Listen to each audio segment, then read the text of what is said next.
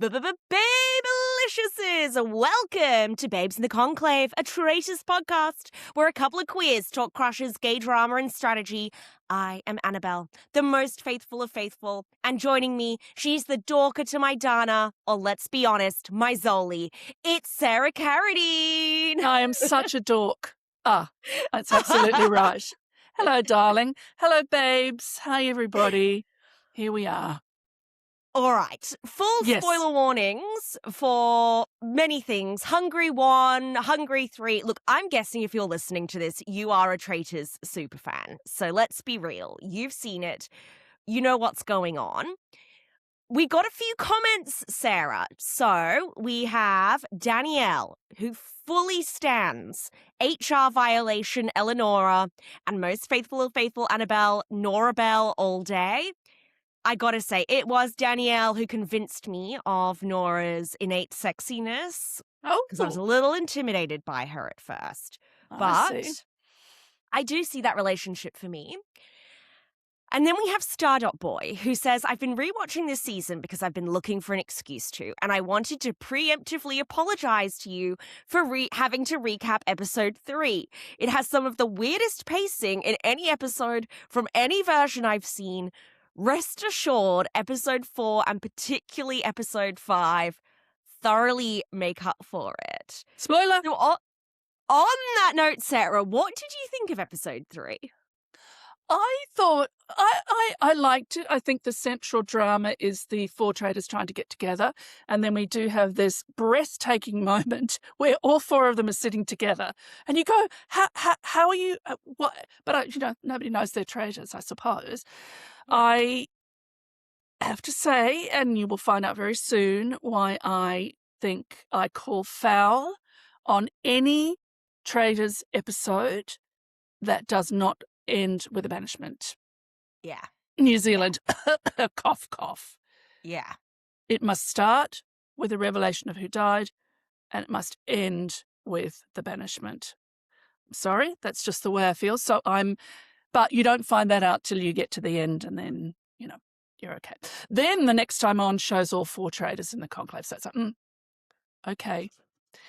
But maybe it's not for the super fans who look at things like that. However, I really liked it. It works on 1.25 speed, I have to tell you, because I did my rewatch. I watched 3 immediately after we recorded 2. And because, as people know, Annabelle and I are not watching ahead. And then I rewatched it this morning at 1.25 speed. And it works at 1.25 speed. Yeah. I mean, I did get to the round table bit and I was like, wait a minute, what the fuck? What do you mean we're not even having the round table? No. It's annoying enough as we've got in New Zealand at the moment where we end on a cliffhanger as to, where's the tie going to go? Which person at the round table is going home? But to not even have a round table at all. There's not even any suspense. So that was super weird. That said, I did still really enjoy this episode because this cast is so fucking insane. What is going on with these people? I feel like in episode 2, it was all about the women falling over themselves to be unhinged about Ildiko not wearing makeup with the Gherkin and Jolie as a sideshow. That was the, halftime entertainment. This episode for me was all about the men flopping, and the halftime entertainment was the traitors sort of falling apart in that relationship. I think the downfall is seeded now. Yeah, we can see it. It's a beautiful dramatic irony is on its way, which I love. I imagine. Because everybody talks about how great this season is, so I can't imagine it's going to spoil. It's going to not live up to its reputation. How could it not? With the drama. And you know what? One of my favorite things from this season is when Attila does the little recaps of the last episode. He's so sassy. And every episode starts with him explaining what happened last time. And he throws in all these cute little asides. So he said when they murdered the second most charming man in the castle, he was talking about blonde Daniel. I assume number 1 is Attila. Well, Absolutely. Would you not agree? I mean, I agree. Yes. And he also referred to the traitors as the four horsemen of the apocalypse. So I wanted to Yes. do a short exercise Oh, here. yes, I love it. I can see where you're going. Go Yeah. ahead. So the four horsemen are famine, conquest, war, and death. Yes. So I feel like I haven't figured out in my mind who's who. Can I start? So you start, please. Yes. And people listening, this is the first I've heard of it, so I'm just pulling it out of my ass. My first instinct is that Timmy, Dr. Rat, is death. Absolutely on the same page here. Like, she is the queen of the horsemen. Dr. R, Dr. Death, that's her for me. Agree. Yes. And the rest of the quote is, the four horsemen, and they're named, and the greatest of these was death. Said she is the greatest. There you go. She Works is. perfectly. Perfect.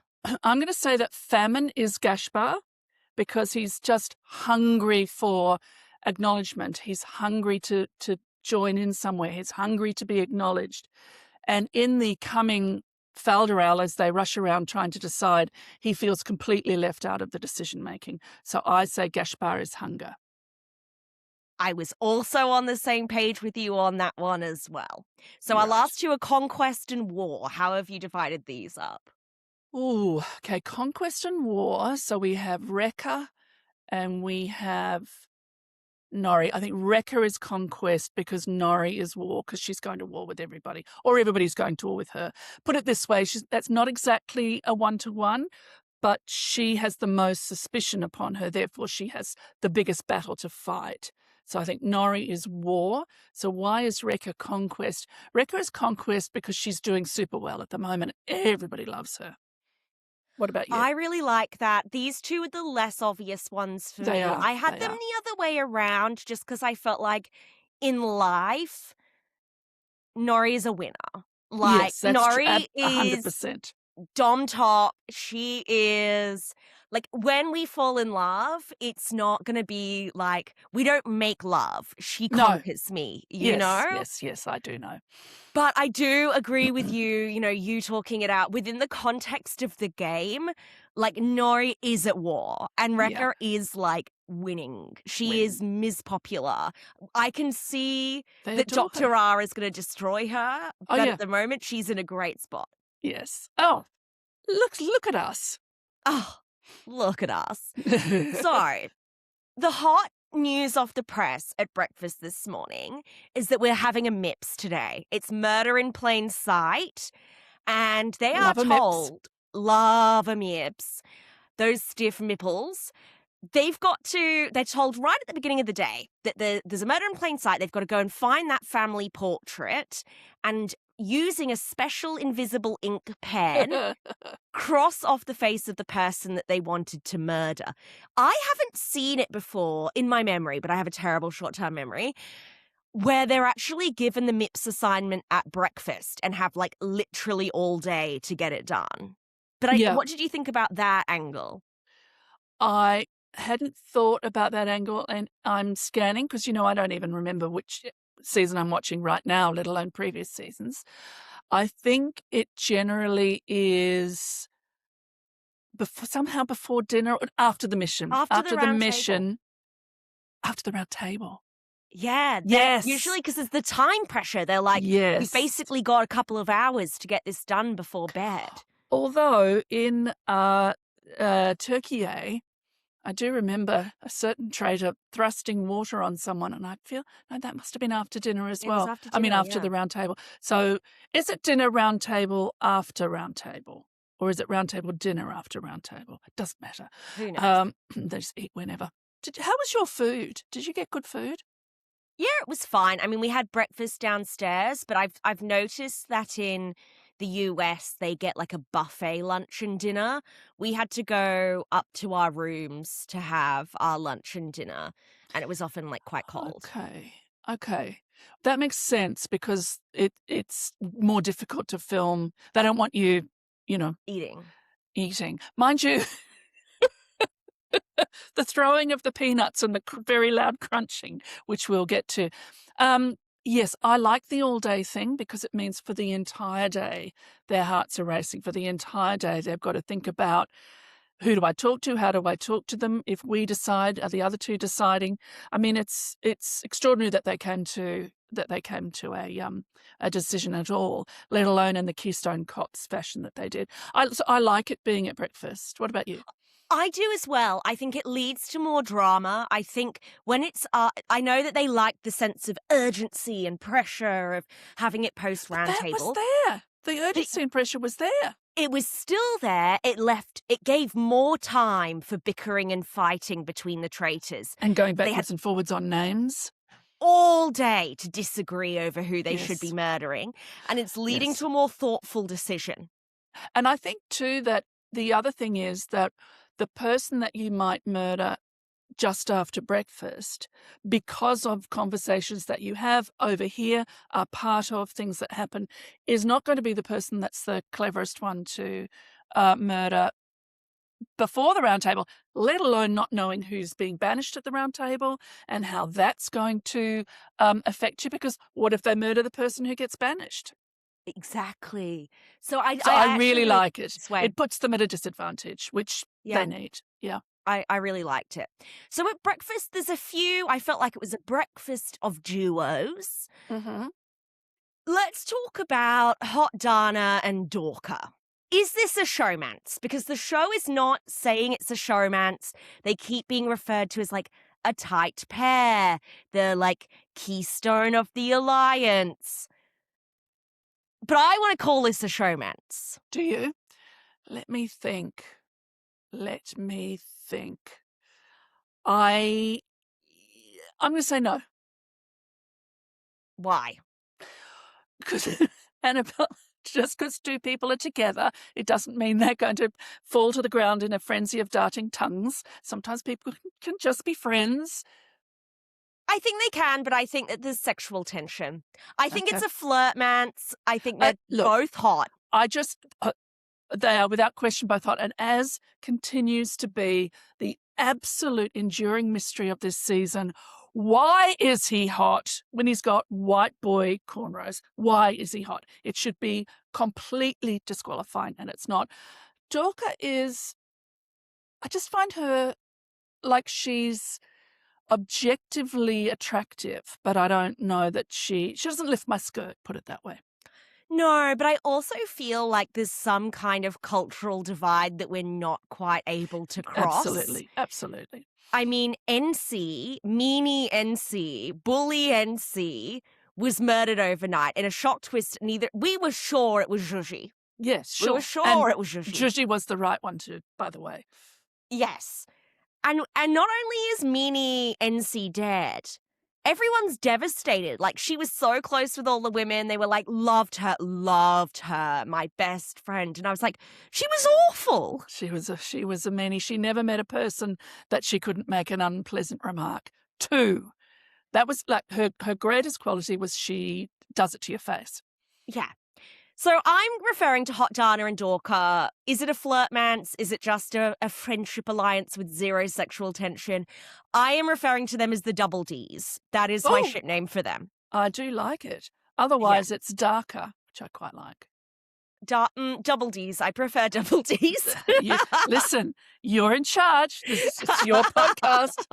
The Double Ds. The new Silicon Sisters. Everybody, look, I tell you what is interesting. Everybody has clocked this pair. Everybody. Everyone has, even the dumb blind ones, even Steven Seagal has clocked this pair. And the intriguing idea about them is that one is a traitor and one is not. Whereas I certainly think it's almost certain that they're not two traitors. If you're faithful Yes. and you're looking at them, they are so welded together, like a pair of double Ds that sit side by side, facing forward. If you're lucky, facing down. If not, they would be foolish traitors to be behaving like that. So they're either one's a traitor and one's not, or they're both faithful. I'm not there. I'm not playing the game. I've never played the game, but I've seen a lot of them. I would have drawn the inference that they were both faithful from this, but perhaps I'm wrong. I think that it's the sexual tension element that makes it so obvious. I think the visible chemistry is what makes this, in a way that like Joji and Reika, who are super close, and it's not until they actively say that to everyone in the mission that people clock it. I think that these two just, it must be so magnetic that everyone's like, whoa, what is going on here? Anyway, it's interesting to watch, and it develops into a love triangle, which I'm obsessed with. But Hot Dana is still on Nori. Yes. He still thinks it's her, and I love. And it must be noted that he's right. And he's so right. And we had another classic Hungarian simile here, where Nori tells us that like there are a pack of dogs on her. They want to tear me apart like a dog tears a doormat. And I just loved it. It's brilliant. It's certainly better than Yellow Taxi, Blue Bus. Yes, yes. So in other suspicions, we did see that Ferry, aka Mr. Gilvy. Look, that's all through my notes. I do know his name. I know that Ferry. I know who he is, but he's Mr. Gilvy all through my notes. Mr. Gilvy came out of last episode convinced that his wife Gilvy is a traitor, which he still believes. But Mr. Gilvy is gone one step further. Yes, he has. It's Gilvy and the Gherkin, and the Gherkin is in love with Gilvy. It's brilliant. Absolutely. This gave me so much pleasure. Like, all right, set the scene. Gherkin is probably 10, 15 years younger than Gilvy. That's not to say that he couldn't still have a crush on Gilvy. No, love is love. We're very sex positive. Mr. Gilvy is so in love with his wife that he even tells us that everyone is always hitting on his wife. His wife is so hot. She can't walk into a room without men just falling over themselves. Splodge, splodge, splodge, splodge. All the panties just drop. Splodge, splodge, splodge. Sploosh. And he says this in a car later. He's like, yeah, and the Gherkin like wants to fuck my wife.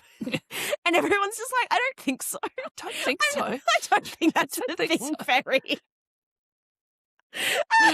I love that. Find you a partner who thinks about you the way Mr. Gilvy thinks about Gilvy. It's so cute and it's just so hilarious. Cute. Yeah. So Gaspar, again, like, oh, Gaspar's such a joke. Hunger. I love him. He's literally on his knees next to Mr. Gilvy, begging Mr. Gilvy to work with him and let him know if anyone's saying his name. And Mr. Gilvy's just like, whatever, like, just go to your seat, and please. Also, and he's saying, and who should we vote for tonight? He's like, let's see who doesn't come back. Hunger. Because, it seems like no, he doesn't take it that far. Oh, bless us. I love him. But there's still a lot of heat on Gherkin at this point because the Gherkin, really annoying. And he tells Rekka at breakfast, he asks her to form a tactical alliance with him. Of course his alliances have to be better than other people's alliances because it's a tactical alliance. The Gherkin, I would suggest that every alliance is tactical. And she's down for this, which is a bad idea because you do not need enemies when you've got a Gherkin on side. Yeah, he is going to be blowing up her game left, right, and center. He will take you down with all him. day. He's just a nightmare. Yeah. But NC is dead. She was apparently really close with Rekka. And also a bit with Nori as well.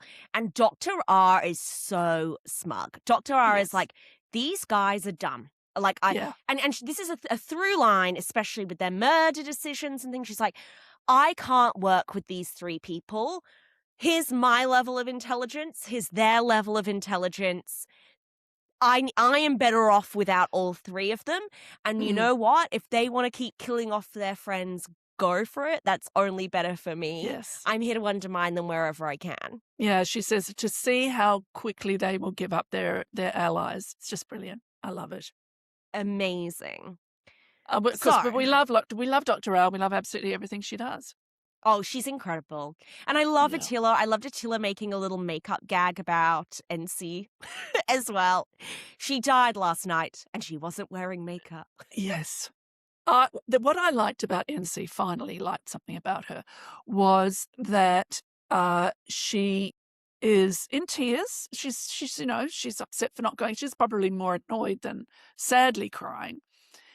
And then she says, but if you can't take it, you shouldn't be playing. Good girl. Good girl. Love her. Yes. I mean, I don't love her. I kind of despised her. But at least she had the right attitude. That I thought, okay, good for you. So I think Wrecker kind of overplays a little bit. I think the tactical alliance, with the Gherkin is one sign of this. But she then, she sort of sits down post-breakfast with a bunch of girlies and has made up this lie where she reveals... She's doing too much. Too much. She's like, yeah. So NC had been suspicious of Karen. Now, if you don't remember Karen, Karen is the one with the lip fillers and the eyebrows. Yes. Liv Tyler. And she's like Liv Tyler. Liv Tyler, yeah. And they're like, yes. Karen, she has nothing in her eyes, dead, empty eyes, and Like no a doll's friends. eyes.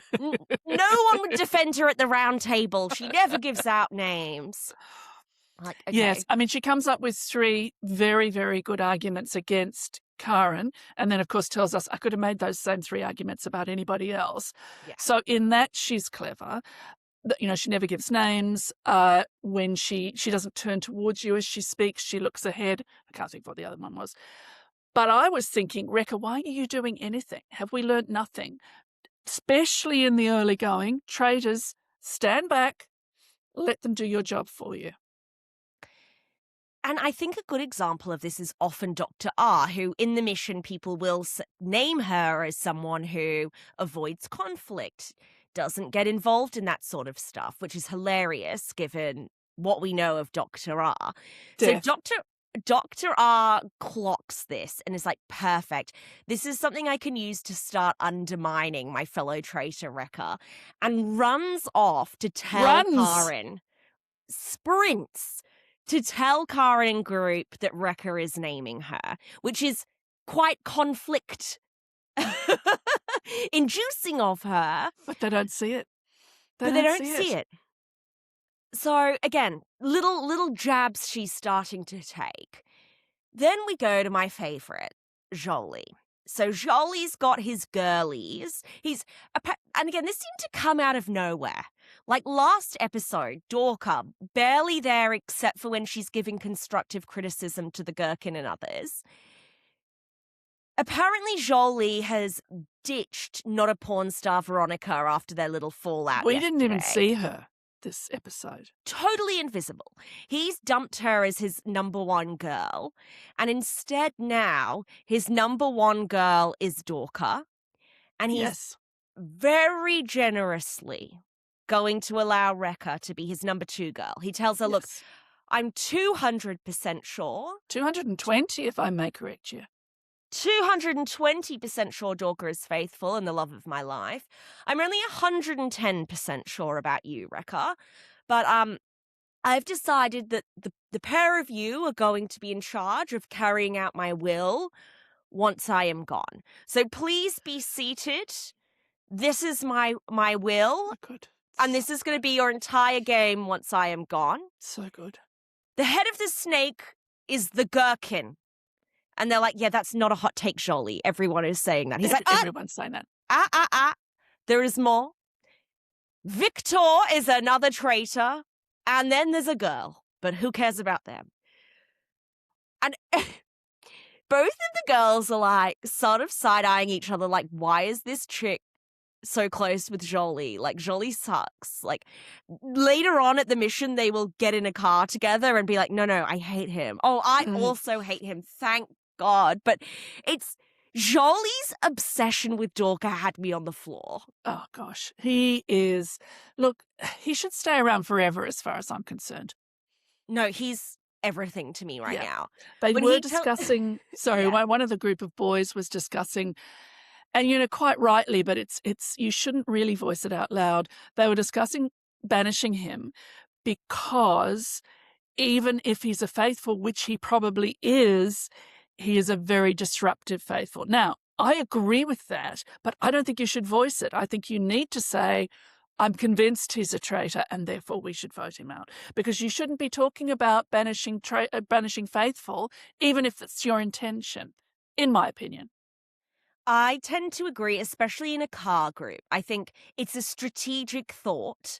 And if you are with other people who are not strategic players, or they are players who worry they're not close with you and you could be that faithful that you would want to banish down later down the line. Yes. This is a really easy thing for the non-strategists to use against you and point to you being a traitor. Oh, they're targeting faithful. Yeah, you must be a traitor because you want to banish faithful. So I think it's if you have a very close ally who you know is also a strategist and a gamer, I think you can have that as a private one-on-one conversation. Could one almost say tactical? If you were in a tactical alliance.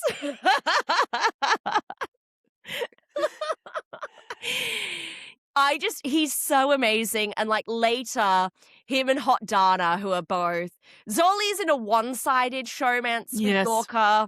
Yes.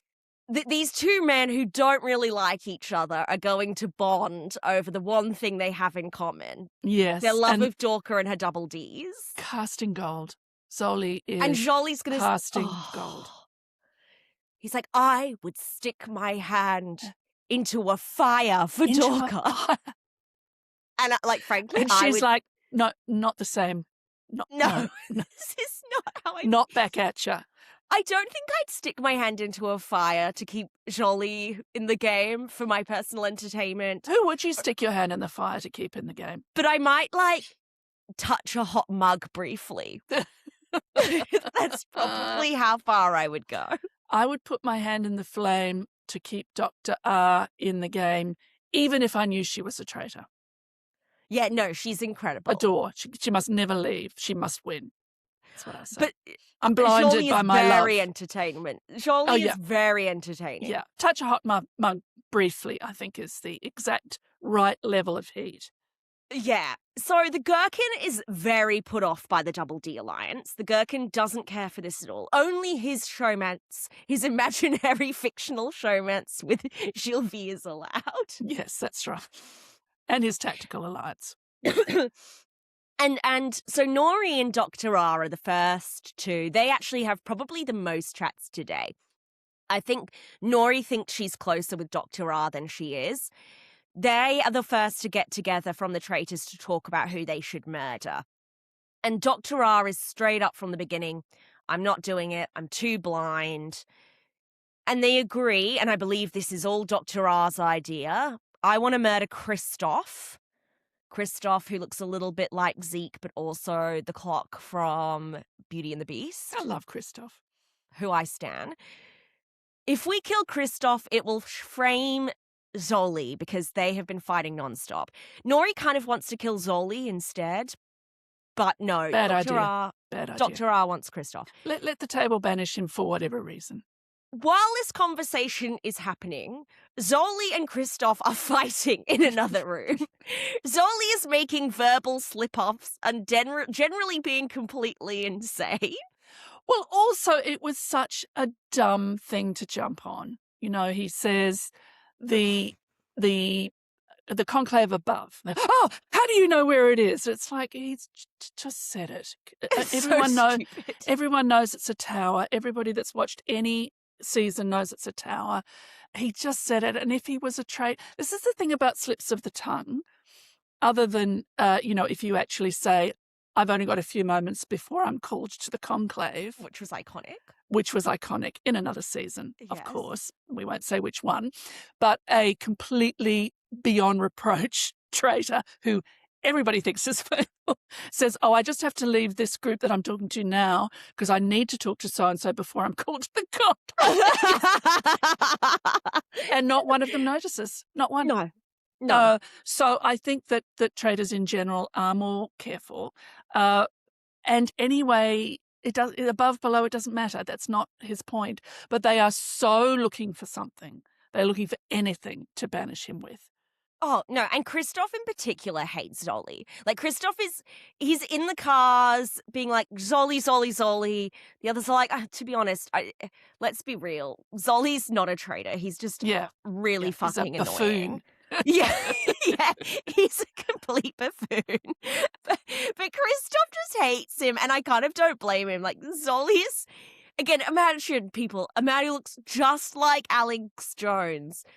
Delusionally thinks that him and Dorka are having a moment when everybody else in the castle is like, no, the double Ds are a thing. And his fashion is the worst in the castle by far.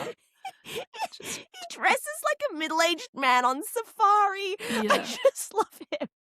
Stretched out T-shirts that didn't fit in the first place and they certainly don't fit now. You know, terrible. Straining. Oh God, I'm going to be so sad when they banish him eventually. Yes. So we go to the Maybe mission. that's what's happening tonight, and that's why they made us wait, because they wanted him in. They wanted him in 4 episodes. Maximize the Jolie screen time. So we come outside the castle to start off the mission, and Attila tells them they need to divide into 2 teams. And because it's been at least 5 minutes since the Gherkin last held court, the Gherkin announces, "All right, everybody, just so you know, I will be on a team with Rekka, because she is a master strategist. Everybody look at Rekka. Master strategist. Smartest person in the game." Get rid of the Gherkin. Get rid of the Gherkin. Just imagine an alternative world where she is the faithful he thinks she is.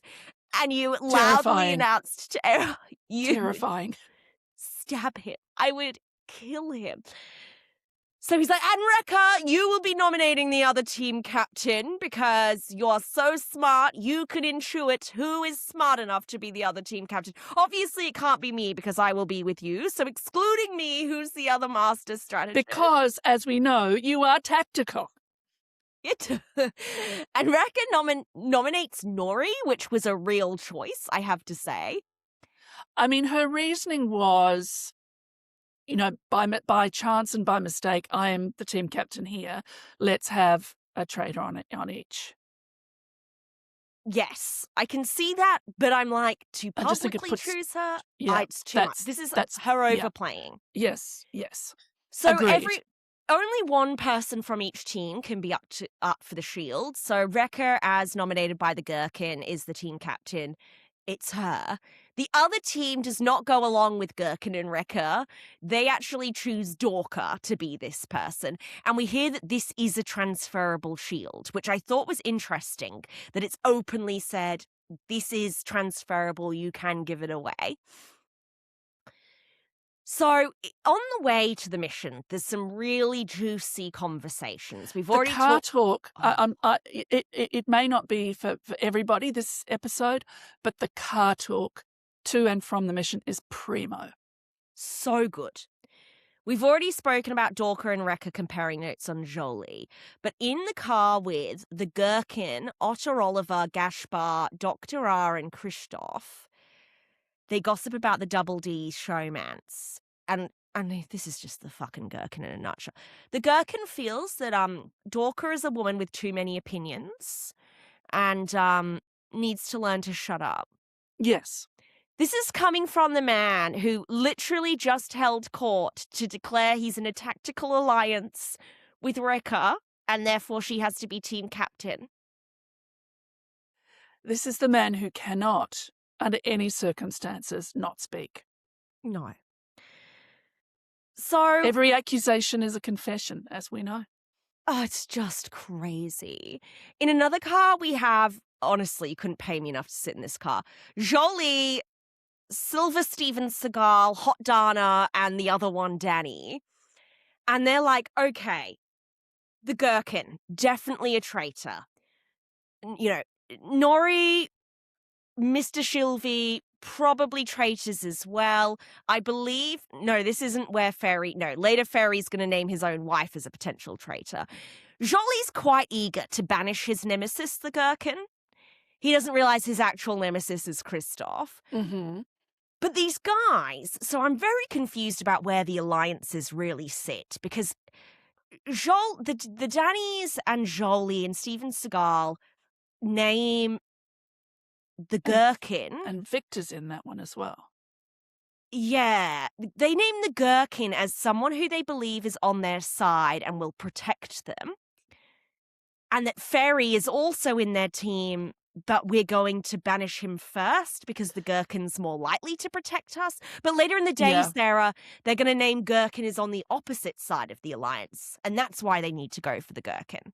The salient point is that they believe, this is super interesting. So they have this group, whoever is in this group, but we know the main players, and they think someone in their group is a traitor. Now, this is a Yes. very good thought to have, because it is likely, it is more likely, considering they're all men, it is more likely that there is a traitor amongst them that there isn't. Now, there isn't, but they don't know that. What I do like is that they're awake to the possibility that within their ranks there's a traitor. Yes. But yes. what I mean, don't like is that they are then prepared to banish that person. If he's in your group, men, leave him in, whoever But- he is. T. But like I guess the thing on top of that I'm confused about is who is in their group, because Fairy Okay. is definitely in their group. Like Yes. Mr. Shilvy definitely in their group. We see him and Silver Steven Seagal talking all the time. He is with them. But they're naming the Gherkin as the person who they want to keep as the group's traitor guardian angel. But again, after post-mission, the Gherkin is on the opposite side of the alliance. He's in the opposing alliance. So I'm just getting very confused about where the relationships are sitting here. I think they are too. I think they it are depends as well. on the time. You're I think right. it depends on the time of day. You're right. You're so right. All right. So the mission is called The Witch's Diving Duck. I remember Quack, this quack, from... Do you remember this now quack. from season 1? Do you I remember it certainly or do. no? Oh, no, yes, I certainly do. So they have to pick someone to sit in a seat that is dangling over a riven of piranhas. I've got questions about the piranhas in a carp. second. They're carp. Oh, they're carp! That's why they're eating the... Because I was like, bread. first of all, you don't get piranhas in Hungary. No. Second of all, the piranhas are eating bread. I thought that they were meat eaters. Third of all, why do they not eat the people? They only eat the bread. Because I'm a moron and they're obviously not fucking You're not piranhas. a moron, and I didn't look it up because fellow friends Annabelle and I are unable to look anything up. But No. as soon as he threw the bread in and the dank, murky river roiled with fish flesh, so, oh yeah, carp. Yes. Okay. All right. That makes so much more sense. Yeah. Anyway, so the person they choose to sit in this seat, they're going to be asked a series of questions that they write down on a little chalkboard, and then the rest of the group has to decide what they said. We have this in a variety of Yes. mechanisms. How not only one group, but both groups chose the absolutely worst wrong person to be in the ducking stall is beyond me. Crazy. Like, the people they choose, Zhuzhi, who is not in an alliance with anybody. Zhuzhi's out by herself. Zhuzhi's also not thinking the same way as anyone else. They She's don't the only know one who's what got she's Dashbar. thinking. She isn't smart enough to think, well, I know what I think, but what will they think? Which could have been hilarious if she was trying to think what they would think and they would try to think. It takes them about 5 questions to go, oh, we should really be thinking about what she would say, but too late. Yes. And then Stupidest, baddest choice stupid. of all. Dumb. Except then we also have Eniko, short hair, purple, lady with short purple hair who can't tell you her career or she'll have to kill you. Yeah. Who again, insane. Just no idea what's going on. No idea what's going on. In fact, they list her as the tactical person alliance. who has no tactical alliances. There is, other than them getting everything wrong, there is some drama that comes out of this. Puffy Fluffykins is being incredibly annoying. You're being very annoying, Puffs. So there's some drama.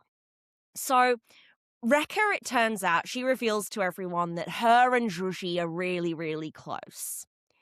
She also reveals, because one of the questions they get is, who does Zhuji think is the most untrustworthy? And Rekha's like, well, Gashbar. She's always saying Gashbar is a traitor. Gashbar is in that group. And Gashbar is like, excuse me, I thought you said she wasn't bringing up my name anymore. Why has Rekha not told me this? Why is this coming up now? And again, I just thought this is another one of, like, Rekha not quite putting it all together. She's wreckering it. She is wreckering it. And then there's some of the other amusing bits where the gherkin basically being the answer for almost all the negative questions, unless it's also Jolie, who has no idea what's going on. Jolie. Yes.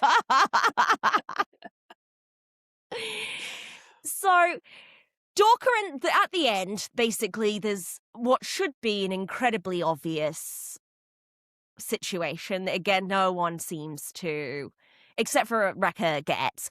So the last question is, who should the team captain give the shield to? Right? Now, that is only a thing between the witch and the team captain. It's always, what does the witch think the answer should be? And so obviously you should always give the name of the person who's the witch. Correct. However, Dorka chooses herself. Already insane. And Eniko chooses, I think she chooses Hot Dana, doesn't she? I guess because she's like, well, she's obviously going to give the shield to her boyfriend. Anyway, Dorka is furious. Dorka personally blames Eniko for the fact she doesn't get a shield here. Zhuji and Rekha do get on the same page, so Rekha ends up with a shield. The gherkin has the audacity to tell us that Zhuji is an unmemorable NPC background character who's barely here and definitely shouldn't be getting a shield. So good. He's like, mwah.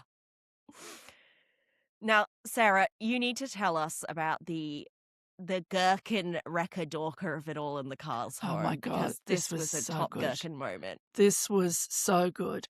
So in the car, Gherkin is driving, of course, and Rekha's in the middle of the back seat between Dorka and somebody else. He's in the passenger seat. And the Gherkin begins this hagiography of Rekha. What a brilliant team leader she was, running down all the ways in which her leadership was nonpareil. Meanwhile, Dorka's upset about not getting a shield, how badly their group did. She doesn't even know that the Rekha group also did very badly. Yeah. And she begins to speak. And as everyone knows, in front of the gherkin, the thing you mustn't do is begin to speak. And particularly the thing one mustn't do is exist as a woman. So existing as a woman in front of the gherkin is a terrible, terrible thing to do. So he tells her to shut her fucking trap. He doesn't say that. But he does, in no uncertain terms, tell her to be quiet because she was in the other group. She is new to the car. She has nothing to say. She has nothing that they want to hear, and she's existing as a woman. Dorka they are not sad tears. They are angry tears, as why wouldn't you? And beautiful Oliver from the front seat leans in across to the back seat and says, take my hand, because he realizes, he potentially alone in the car realizes how upset Dorka might be. I don't think she's upset. I think she is incandescent with rage. Oh, absolutely. It was so good. And it only gets better because Dorka is there stewing in her rage. And spewing, as we say here. This does not deter Gherkin. No. Because ever since Dorka gave the Gherkin feedback that he should stop interrupting women, he has been dying to get back at her by giving her some feedback of his own. Yes. So while she is there, furious, after he's basically just told her to shut up, And if He he had gives her any the awareness, he would know, because Oliver reached over from the front seat to the back seat to say, "Take my hand." He says, and Dorka, while we're at it, I'd just like to give you some feedback. You talk too much, and I just think as a woman, you need to talk a lot less. And she's like, well, at least I don't shout people down. He's like, yes, actually, you do. You do. I mean, you've never raised your voice, but you do. Yes. Like, the So good. So the good. lack of social awareness, self-awareness, it's Game inspirational. awareness, tactical awareness.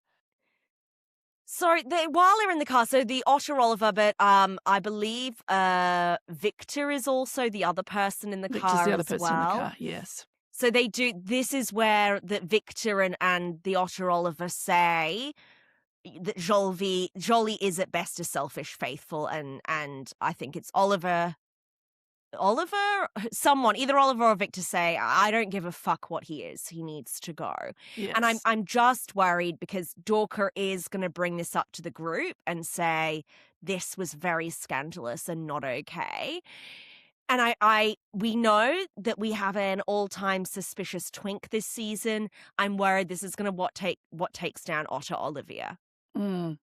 I hope not, because I'm very fond of him, more so that he had the emotional awareness to take Dorcas' hand, not try and comfort her with words, but just say, yeah, a little Yeah. supportive handhold.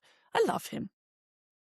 I love him so much. So Jolie, feminist icon, Jolie, he's gunning for Mr. Sylvie. For some reason, Yes. the men are, I think, really sus on Mr. Sylvie They are today. so sure about Mr. Sylvie. So, I and just say Mr. it's Sylvie definitely him. kind of not Definitely helping him. himself. Like, he's in a car with some other blokes, and he refuses to say who he finds the most suspicious, only that the gherkin is horny for his wife. But feminist icon Zoli, he's like, I refuse to vote for a woman. Yes. We must banish the men. And Zhuji, I believe, she is very sus on Zoli, but she wants Dorka out. So she's going to run around post-mission rallying votes for Dorka. But everybody else is kind of on a completely different wavelength, I would say, because Yes. Dorka's going to run to her boyfriend and his friends to dob in the gherkin for yelling at her. And they're like, oh She my acts God. out the whole scene. She didn't just say, oh, he yelled at me. She has the script. She has the transcript of who said what. She acts it out. She acts out both parts. All the men riveted.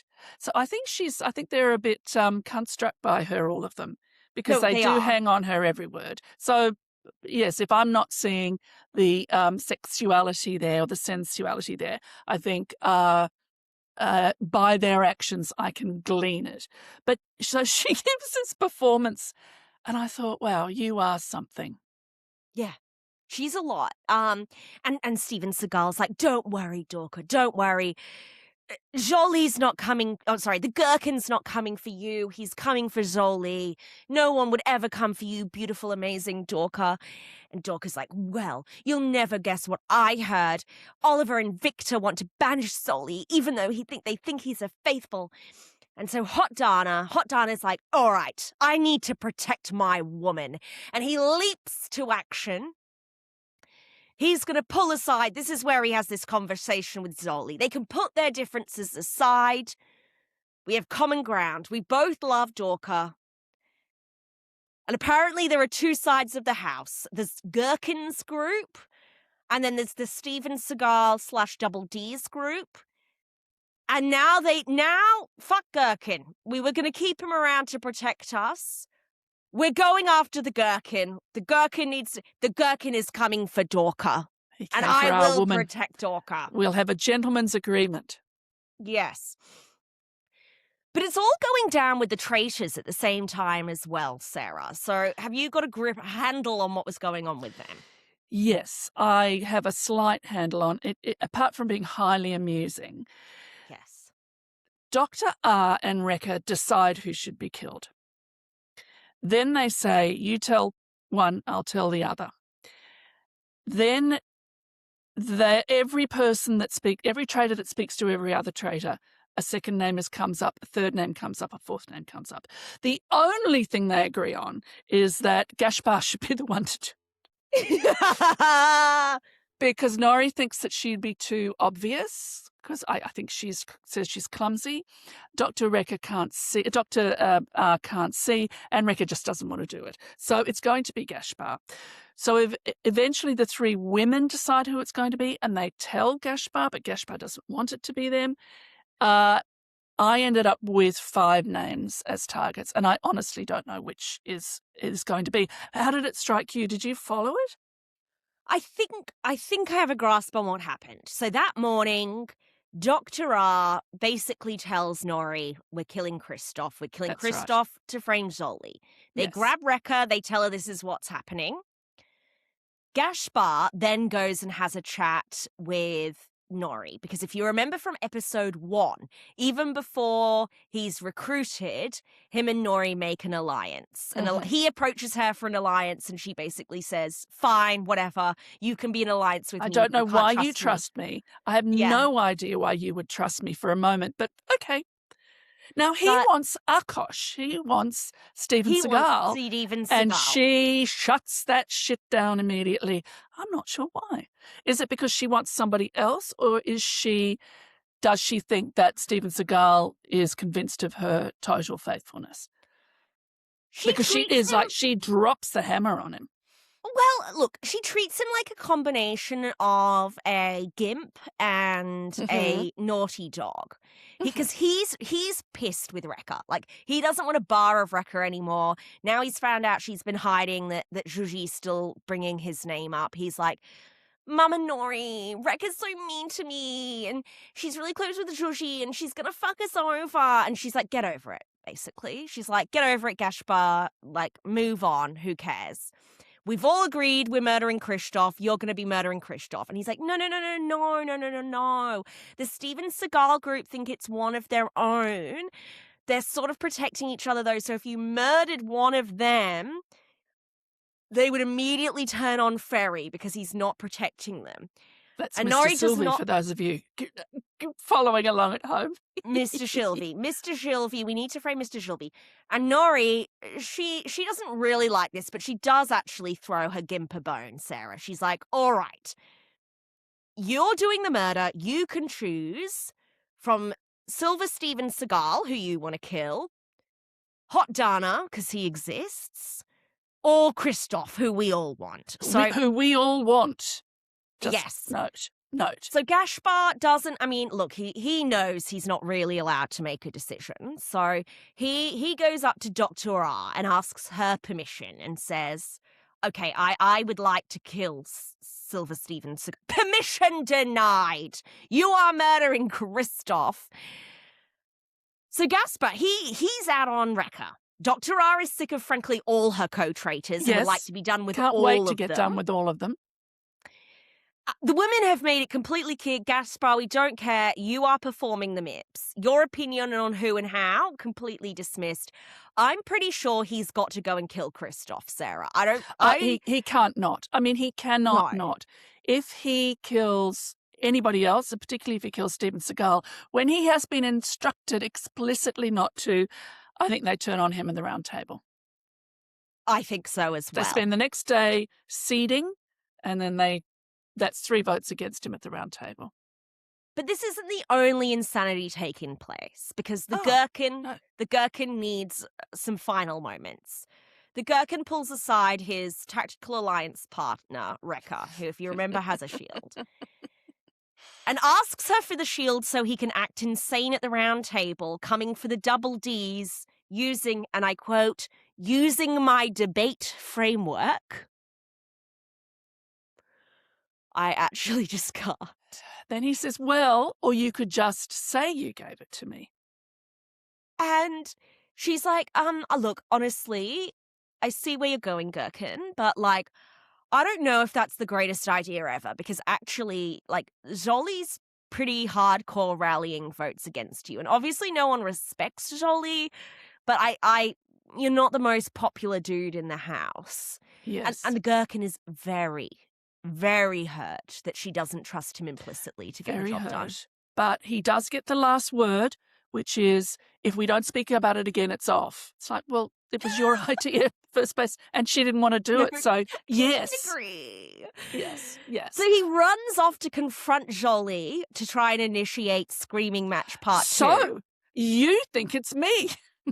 But unfortunately, like, Alex Jones is pretty chill at this point. He's just sort of leaning back and he's like, yeah, whatever, dude. This is where we should be going to the round table. We should be going Yes. to the round table with Gaspar scrambling around to enact the will of the ladies. And there's so many names going around. Like, we've got the Gherkin, Zoli, we've got Mr. Gilvy, we've got Dorka. Like, where is this going? And also, Gaspar suddenly now wants to kill Gigi. Yeah. Also, he hates Zhuji, famously. So, yeah. Because she said his name. Not a good idea, dude. And it's not happening.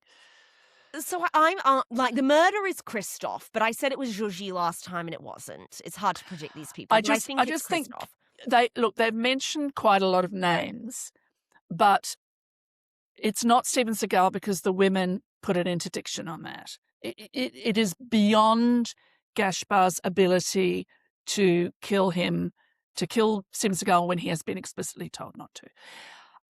It's not quite beyond him not to kill Gigi, but there would be like a 0.00000% of him doing it because they didn't specifically tell him not to, but they did specifically tell him to kill Christoph. So I think the tension in who will be murdered is the manner in which they're murdered. So that's okay.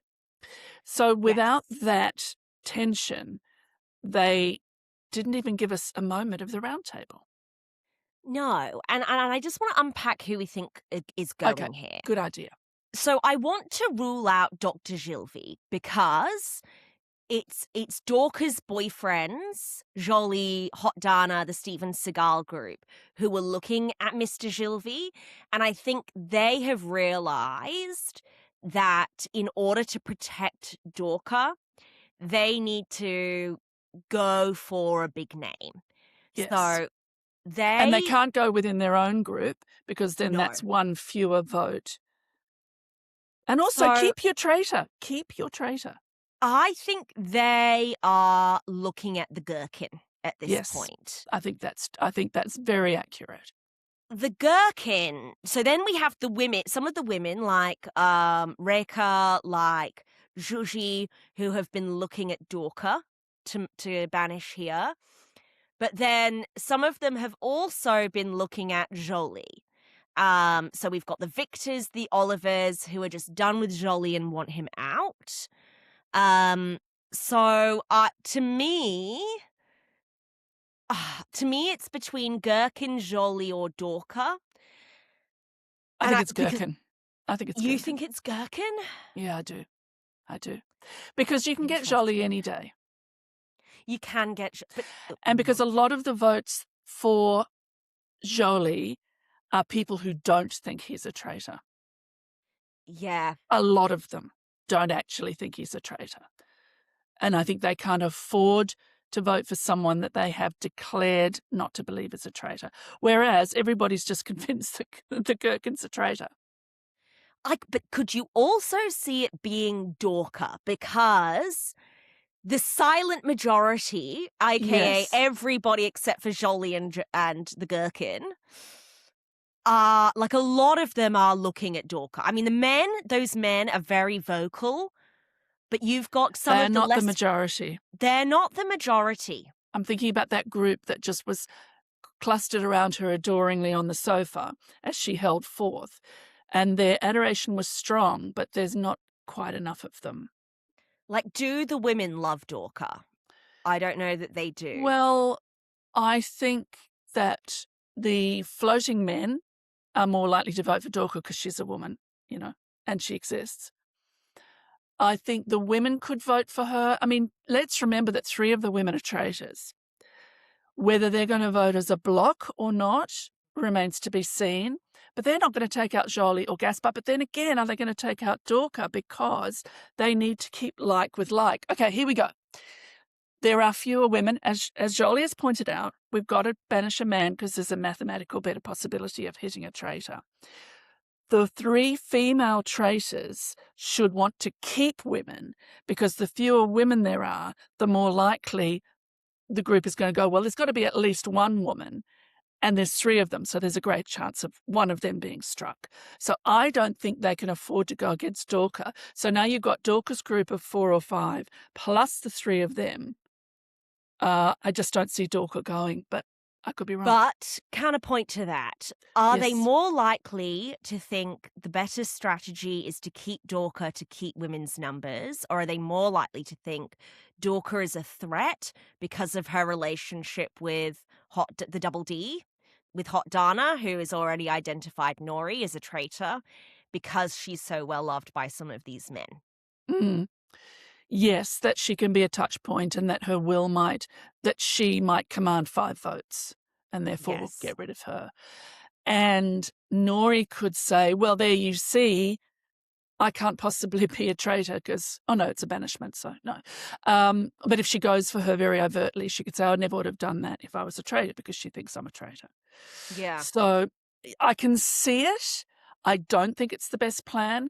I think it's the Gherkin's time. I think we've wrung everything we can out of him. I think that it's the Gherkin also just from production point of view because they are stopping the round table, stopping at before the round table to get another episode out of him because he is also casting gold. So I'm sticking with Gaspar. I have not been right once yet, so we'll see. All right, the Gherkin, Gergo. Gergo. I'm saying Gergo, you're saying Dorky. I'll go with Dorky. I think you could be right there, but just to be different, I will say Dorka. Mm-hmm. I'm excited. I might actually watch the next episode straight after this. I'm immediate as soon as we I really want to ring see off. what I'm going to happens. yeah. Such an iconic cast. All right, let's get into the final segment, Crush Pyramid. Yes. Get ready for the theme music. Oh, can we just talk briefly about the next time on? Oh yeah, okay. So the next time on, It's one of the best next times ons that I've ever seen because there's no dialogue at all in any of the next time on, and it is simply flashes of people at the round table holding forth strongly, reacting. It's fantastic. So basically they're saying, this is what they're going to look like while they discuss things at the round table. I thought it was absolutely delicious. Then they show the 4 horsemen where we started. So we finish the 4 horsemen in the enclave above, throwing back their hoods. And I thought, it could be from an earlier time, but it's not because of Gaspar's position in the group. And then I thought, yeah, we never thought any of them were in danger at the round table. So it's actually fine for them to show us that. I just thought it was lovely. It's like, this is what you're going to see. Do you know anything more than you did? No, you don't. But we've given you something. So yeah, I'm definitely watching as soon as we ring off. so good. And like just Gaspar manically running around like his little anxious self trying to do this myth. So like brilliant. I Yes. I can't wait. Oh yes, that's the other thing we saw was Nori or Rekka watching the door. I think with Nori getting the pen, giving it to him, he's running around. He leans forward to do an X, and then we cut. So yeah, fun. Exciting. Very. Okay. Crush Pyramid music. Ooh, ooh, ooh, ooh. Crush Pyramid. Crush Pyramid. Zoom, zoom, zoom. All right, Sarah, who is on your Crush Pyramid this week? Okay, so bottom left is Oliver. Oh, yeah, great choice. Love Oliver. I can't believe I didn't put him in the pyramid well, I actually can't even remember who I put in the pyramid last time. So bottom left is Oliver. Top is the same as last week, which is Dr. Rat. Timmy! I love my Timmy. Now, who am I going to put in my bottom right? I tell you who I'm not going to put. I'm not going to put Gaspar. I'm not going to put Shushi. No. I'm not going to put Mr. Sylvie. I'm not going to put Nora. I'm not going to give... No, Mr. Sylvie, I'm going to do... No, Daddy, Oliver. I'm going to have to put...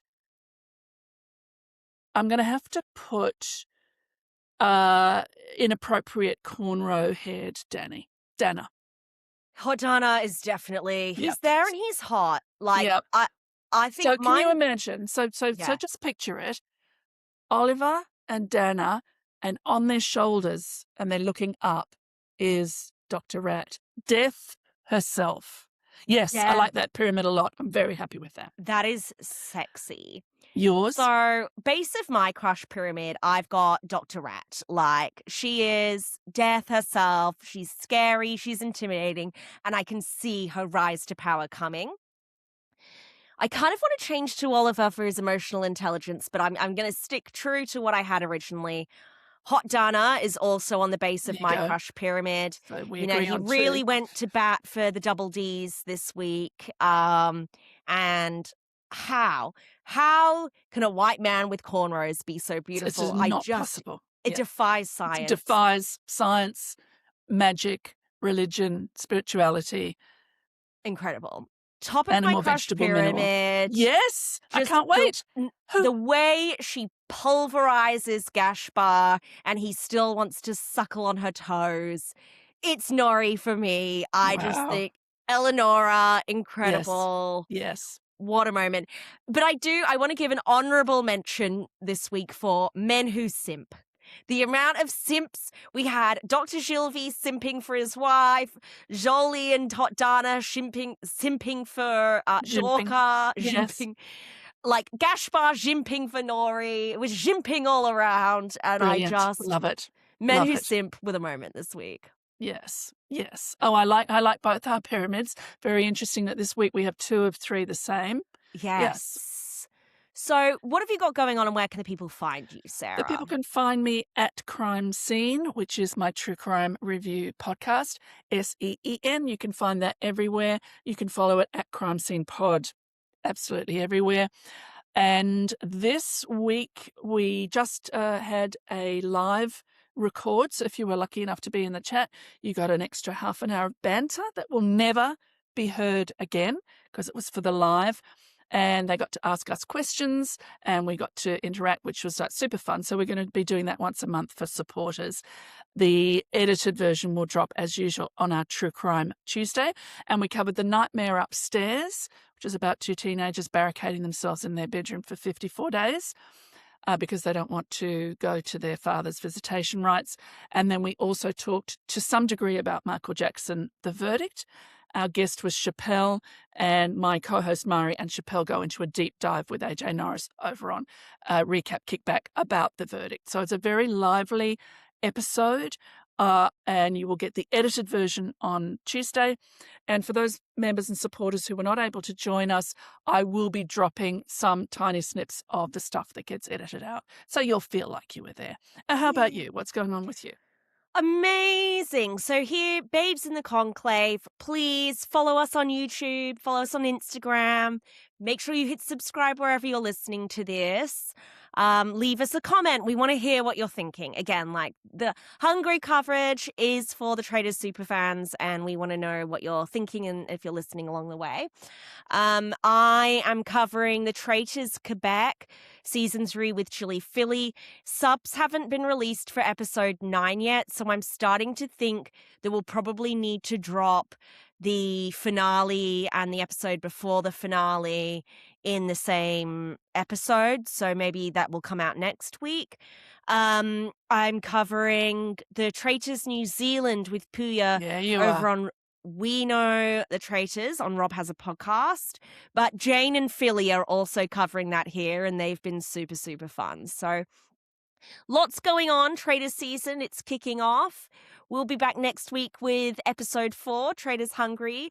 We love you all, Babeliciouses. Bye.